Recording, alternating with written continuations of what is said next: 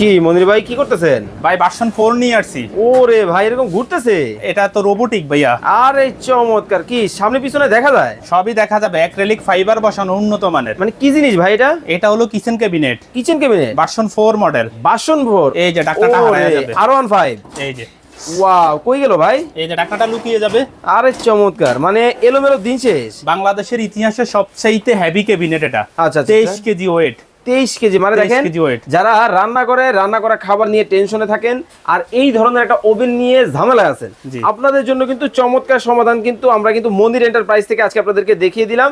মানে লুকানো কিন্তু গ্রেডগুলো কিন্তু আপনারা পাবেন। দেখেন, ওরে ছেড়ে দিলেই হয়, ছেড়ে দিলে লক হয়ে যাবে। চমৎকার। দেখেন, ওয়াও, দেখেন কতটা চমৎকার। ভাই মডেল কি একটাই আছে? আরো মডেল আছে তো। কোনটা?